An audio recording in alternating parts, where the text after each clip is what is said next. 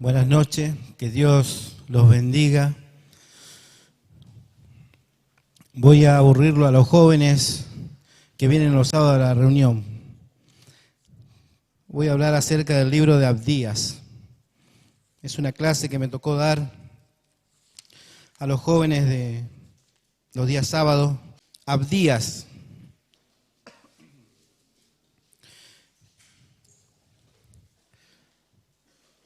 A principio de año nos habíamos puesto de acuerdo con Miguel, Avi, Claudia, mi esposa, de hablar acerca de los profetas menores, preparar una clase,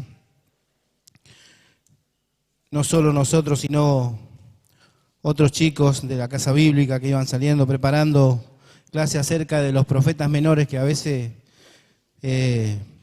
por ser libros cortos, parece que son menos interesantes y tienen una riqueza espiritual muy grande para nuestras vidas, para el pueblo. Y a mí me tocó Abdías. No lo elegí yo. Digo esto porque es el libro más corto del Antiguo Testamento. Dentro de los profetas menores es el más corto. Solamente tiene 21 versículos.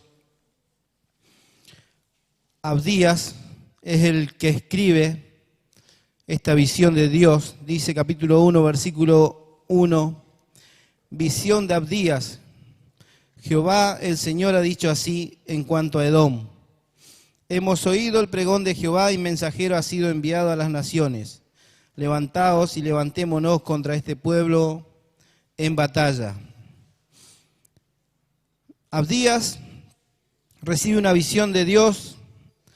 Abdías, el nombre Abdías quiere decir adorador del Señor. Y tiene que emitir el juicio que Dios va a mandar sobre Edom. ¿Quién era Edom? ¿Sí? Eran descendientes de Esaú. ¿Quién era Esaú? Hermano de Jacob. Para que refresquemos un poquito nuestra memoria y entrar un poquito en la historia, voy a leer Génesis capítulo 25, donde encontramos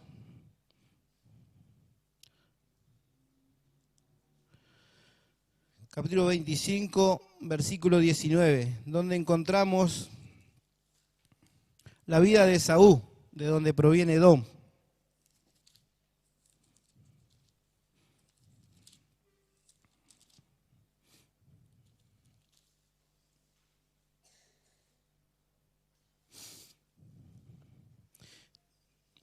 Dice, nacimiento de Jacob y Esaú, el título de mi Biblia en el versículo 19 del capítulo 25, dice, estos son los descendientes de Isaac, hijo de Abraham. Abraham engendró a Isaac, y era Isaac de 40 años cuando tomó por mujer a Rebeca, hija de Betuel, arameo, de Padán Aram, hermana de Labán, arameo. Y oró Isaac a Jehová por su mujer que era estéril. Y lo aceptó Jehová y concibió Rebeca su mujer. Y los hijos luchaban dentro de ella y dijo, si es así, ¿para qué vivo yo? Y fue a consultar a Jehová y le respondió Jehová, 2 naciones hay en tu seno y 2 pueblos serán divididos desde tus entrañas. El un pueblo será más fuerte que el otro pueblo y el mayor servirá al menor. Cuando se cumplieron sus días para dar a luz, he aquí había gemelos en su vientre, y salió el primero rubio, y era todo velludo como una pelliza, y llamaron su nombre Esaú. Después salió su hermano, trabada su mano al calcañar de Esaú, y fue llamado su nombre Jacob. Y era Isaac de 60 años, cuando ella los dio a luz. Así fue el nacimiento de Esaú, hermano de Jacob. Estos 2 hermanos, ya desde el vientre de la madre, se estaban peleando.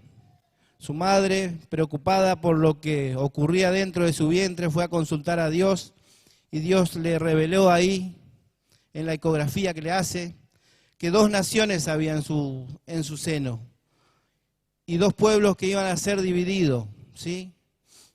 Uno iba a ser más fuerte que el otro y dice, el mayor servirá al menor. ¿Por qué dice esto? Esto era la primogenitura en los tiempos de Abraham, de Isaac, de Jacob y Esaú. Eran muy importantes. El primogénito de la familia, faltando el padre de familia, valga la redundancia, era el que se hacía cargo de todas las cosas y era el que seguía cuidando y guardando a la familia. Pero ¿qué pasó con Esaú? Rechazó esta primogenitura por un plato de guiso, dice la palabra de Dios. Lo podemos ver más adelante, pero yo quisiera adelantarme un poquito más.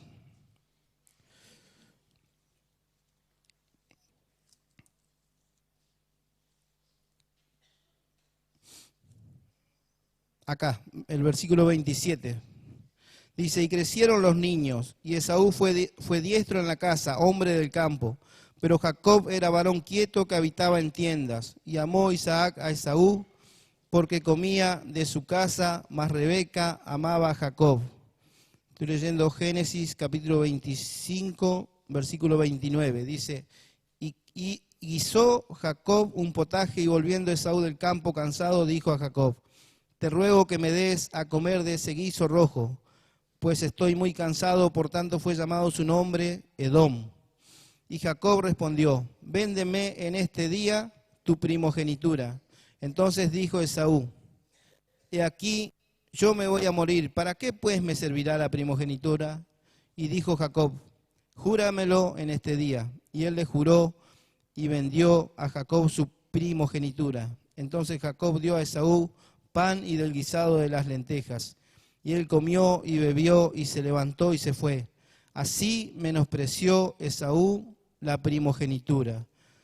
Esaú rechazó lo que venía de parte de Dios, ¿sí? El primogénito era el hijo mayor de la familia y esto venía de parte de Dios. Y de ahí estos dos hermanos siempre tuvieron problemas, vivieron peleándose. El pueblo de Dios, por un lado, que desciende de Jacob, de ahí descienden las 12 tribus, y Esaú también fue una nación grande, pero siempre estuvo enfrentado con su hermano. Cuando el pueblo de Dios salía de Egipto, de la esclavitud, ya Esaú, el pueblo de Edom, ya estaba ocupando sus tierras al sudeste del Mar Muerto, y el pueblo de Dios tenía que pasar por ese lugar, pero su hermano, este pueblo de Edom, se opuso a que ellos pasen por ese lugar, y tuvo que hacer un rodeo el pueblo de Dios, ya que su propio hermano, ¿sí?, no los dejaban pasar por su tierra. Así que tuvo que desviar, no pudo pasar por sus tierras. Pero veamos la lectura para ir al mensaje. Esto es más o menos como para poder meternos en la historia. Ahí de Abdías, ¿cómo creció este pueblo? ¿Sí? Era un pueblo que se creía que podía vivir seguro sin Dios. Dice el versículo 2 del capítulo 1 de Abdías. He aquí pequeño te he hecho entre las naciones, estás abatido en gran manera. La soberbia de tu corazón te ha engañado, tú que moras en las hendiduras de las peñas, en tu altísima morada, que dices en tu corazón, ¿quién me derribará a tierra?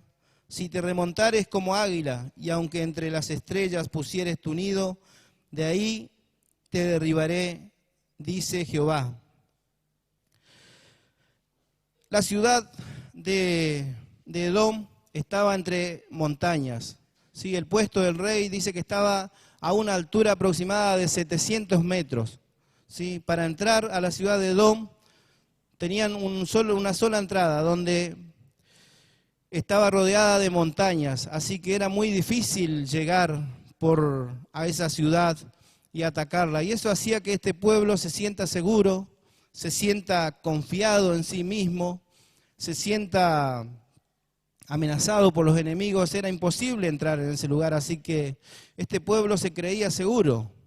Se creía seguro, dice el versículo 5, si ladrones vinieren a ti o robadores de noche, ¿cómo has sido destruido? ¿No hurtarán lo que les bastase? Si entraran a ti vendimiadores, ¿no dejarían algún rebusco? ¿Cómo fueron escudriñadas las cosas de Esaú? Sus tesoros escondidos fueron buscados. Todos tus aliados te han engañado, hasta los confines te hicieron llegar. Los que estaban en paz contigo prevalecieron contra ti. Los que comían tu pan pusieron lazo debajo de ti, y no hay en ello entendimiento. No haré que perezcan en aquel día, dice Jehová, los sabios de Edom y la prudencia del monte de Esaú, y tus valientes, oh Temán, serán amedrentados, porque todo hombre será cortado del monte de Esaú por el estrago. Algo más, eran hombres valientes, eran hombres inteligentes, eran capaces, dice el versículo 10, por la injuria a tu hermano Jacob te cubrirá vergüenza y serás cortado para siempre. Todo lo que le hacía estar seguro a este pueblo, a Edom, era el lugar donde estaba habitando, la ubicación geográfica, la altura en la cual se encontraba, lo difícil y escarpado que era para llegar hasta aquel lugar. Todo eso le hacía creer que estaba seguridad, que estaba seguro. Sin embargo, Dios, antes de decirle, ahí en el versículo 3, la soberbia de tu corazón te ha engañado, le dice, he aquí, pequeño te he hecho entre todas las naciones, estás abatido en gran manera. El error, como decía, el error de Edom fue que podía vivir sin Dios, ¿sí?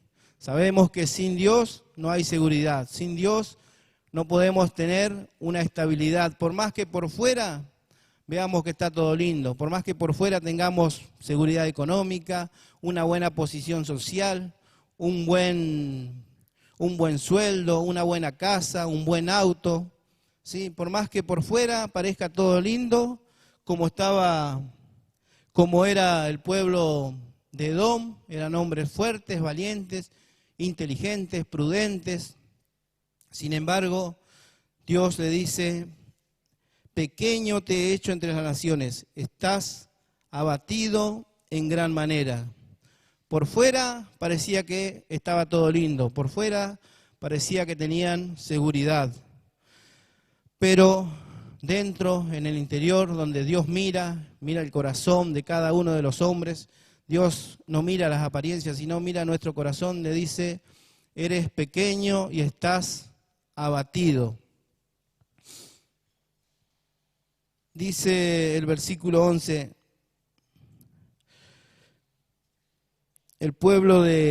sigue el relato, y el pueblo de Dios, ¿sí?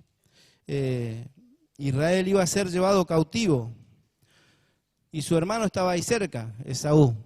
¿Quién podría ayudarle? El hermano que estaba cerca. Sin embargo, dice a partir del versículo 11, del versículo 10, dice, por la injuria tu hermano Jacob te cubrirá vergüenza y serás cortado para siempre. El día que estando tú delante, llevaban extraños cautivos su ejército, y extraños entraban por sus puertas y echaban suerte sobre Jerusalén. Tú también eras como uno de ellos. Pues no debiste tú haber estado mirando en el día de tu hermano, en el día de su infortunio.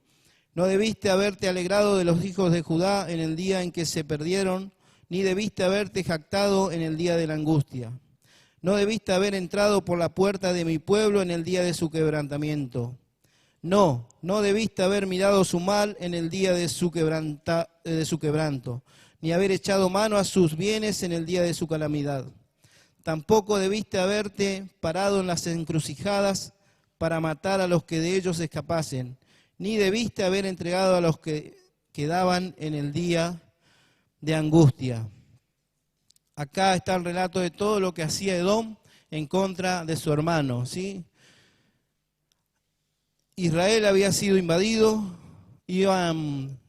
estaban siendo llevados cautivos por una nación extranjera, una nación que no entendían su idioma, y Edom se burlaba de ellos, entró a la ciudad, comenzó a saquear la ciudad, y a los que escapaban de aquel infortunio por el cual estaban pasando, dice que los esperaban en las encrucijadas de los caminos, los atrapaban, o a los que no podían atrapar los mataban directamente, y así fue el comportamiento de Edom en contra del pueblo de Dios.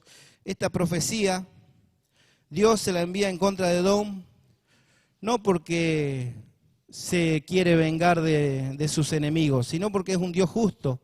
Dice su palabra que paga a cada cual lo que se merece. Dice, el versículo 15 dice, porque cercano está el día de Jehová sobre todas las naciones. Como tú hiciste, se hará contigo. Tu recompensa volverá sobre tu cabeza. Así como Edom le hizo a su hermano, se le iba a hacer con él.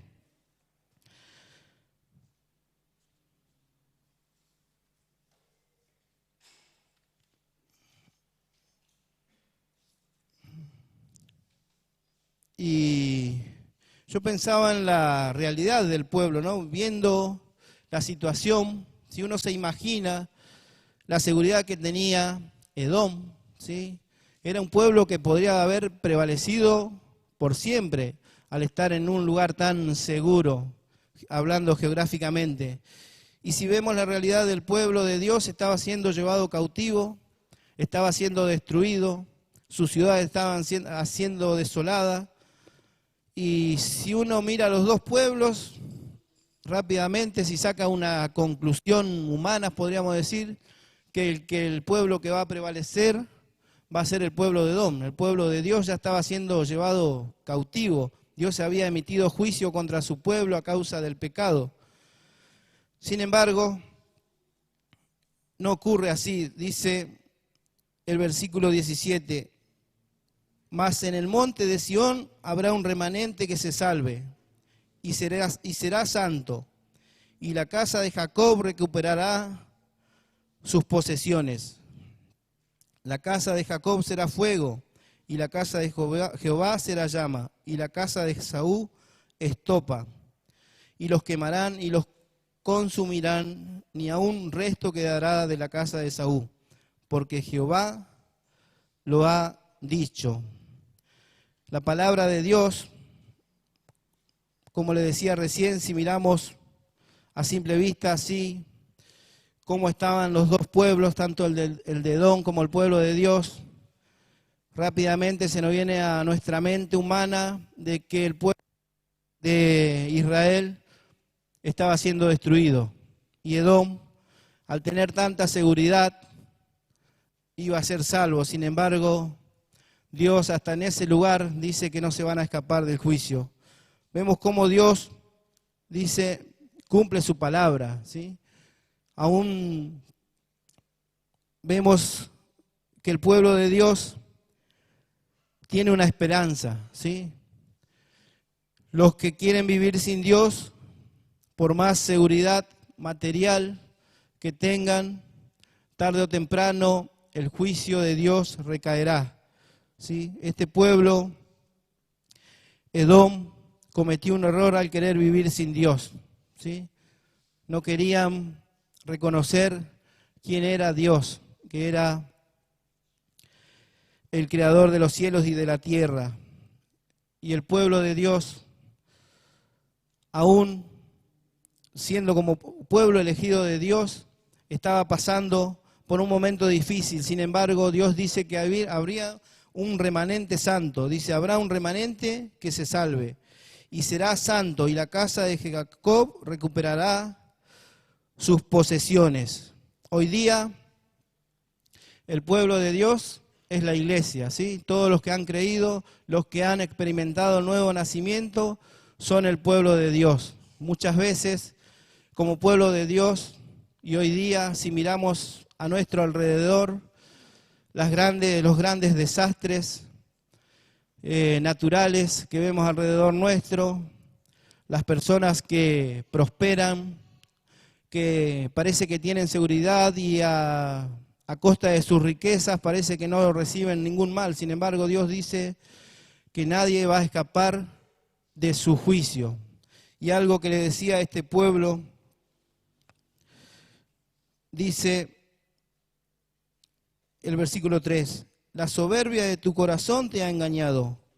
Tú que moras en las hendiduras de las peñas, en tu altísima morada, que dices en tu corazón, ¿quién me derribará a tierra? ¿Sí? El corazón soberbio, altanero, engaña a la propia persona y nos hace creer que podemos vivir sin Dios. Hace creer a los hombres que teniendo un buen título universitario, tener un buen trabajo, una buena remuneración económica, hace estar seguro. Sin embargo, nadie escapará, dice, del juicio de Dios. Con esto no quiero decir que estamos en contra de los que estudian, ¿no? Pero qué diferente que es cuando ponemos a Dios en primer lugar, ¿sí? Todas estas cosas las podemos hacer con Dios también. Podemos tener seguridad, podemos tener paz, porque el Señor dice que su paz nos ha dejado, ¿sí? Él es nuestra paz, la paz que sobrepasa todo entendimiento, ¿sí? A pesar de lo que ocurra alrededor nuestro, tenemos paz en nuestros corazones. Pero leyendo el último versículo, viendo todo lo que pasaba alrededor del pueblo de Dios, que iba siendo llevado cautivo a Babilonia, muchos no iban a volver, pero Dios tenía su promesa de que un remanente iba a ser salvo y iba a ser santo. Dice, y subirán salvadores, el versículo 21 dice, y subirán salvadores al monte de Sión, para juzgar al monte de Saúl, y el reino será de Jehová. Pase lo que pase, Dios sigue reinando, ¿sí? Pase lo que pase alrededor nuestro, aunque parezca que todo es oscuridad, todo va de mal en peor, nada escapa de la presencia de Dios, nada escapa a su reino. Él sigue reinando. Jesucristo es nuestro Rey. Dice Apocalipsis capítulo 11, versículo 15.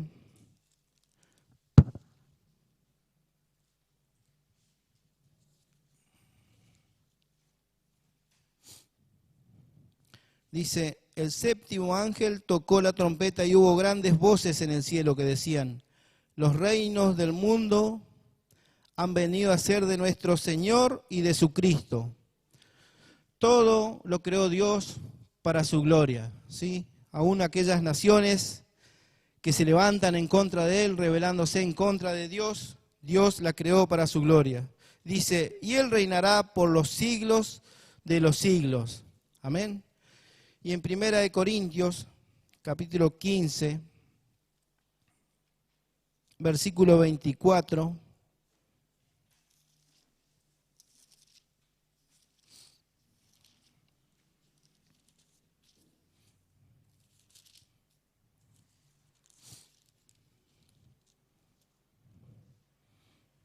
dice, luego el fin, cuando entregue el reino al Dios y Padre, cuando haya suprimido todo dominio, toda autoridad y potencia, porque preciso es que Él reine hasta que haya puesto a todos sus enemigos debajo de sus pies, y el postrer enemigo que será destruido es la muerte. Porque todas las cosas las sujetó debajo de sus pies, y cuando dice que todas las cosas han sido sujetadas a Él, claramente se exceptúa aquel que sujetó a Él todas las cosas. Pero luego que todas las cosas le estén sujetas, entonces también el Hijo mismo se sujetará al que le sujetó, a Él, todas las cosas, para que Dios sea todo en todos. Y Lucas capítulo 1, versículo 31.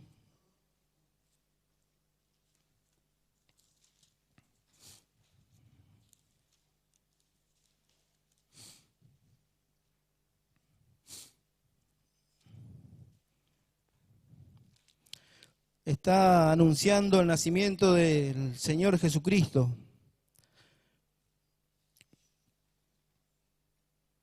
Dice el versículo 31, dice, y ahora concebirás en tu vientre, a partir del versículo 26 vamos a leer, dice, al sexto mes el ángel Gabriel fue enviado por Dios a una ciudad de Galilea llamada Nazaret, a una virgen desposada con un varón que se llamaba José, de la casa de David, y el nombre de la virgen era María. Y entrando el ángel en donde ella estaba, dijo, salve muy favorecida, el Señor es contigo, bendita tú entre las mujeres. Mas ella, cuando le vio, se turbó por sus palabras, y pensaba qué salutación sería esta. Entonces el ángel le dijo, María, no temas porque has hallado gracia delante de Dios, y ahora concebirás en tu vientre y darás a luz un hijo, y llamarás Jesús. Este será grande y será llamado Hijo del Altísimo, y el Señor Dios le dará el trono de David su padre, y reinará sobre la casa de Jacob para siempre, y su reino no tendrá fin. Vemos cómo el Señor Jesucristo es el Rey de Israel, es el Rey de la Iglesia, es nuestro Rey, ¿sí? Pase lo que pase alrededor nuestro, Jesucristo sigue reinando. Jesucristo reina en nuestras vidas, en nuestros corazones, reina sobre todas las naciones, es el Rey de los siglos, ¿sí?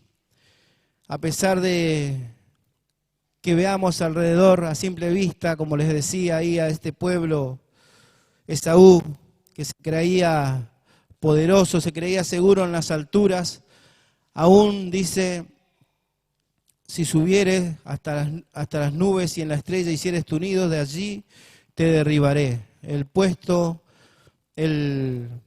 La casa del rey estaba a 700 metros nada más, no llegaba ni a las nubes ni a las estrellas, pero Dios le decía que si subía hasta las estrellas o hasta las nubes de allí, lo derribaría. Cuánto mal, cuánto juicio trae Dios sobre aquellos que se levantan con soberbia contra Él, ¿sí? Dios quiere corazones humildes, ¿sí? Sinceros, corazones que se rindan a su voluntad, como nos hablaba hace un tiempo atrás Verónica, que el Señor haga su voluntad en nuestros corazones, ¿sí? Pero necesita un pueblo, Él está formando, dice, un pueblo santo que lo obedezca, un pueblo que va a ser llamado real sacerdocio, nación santa, pueblo adquirido, ¿sí? Comprado con sangre, para que anunciemos las virtudes de aquel que nos llamó de las tinieblas a su luz admirable. Amén. Amén.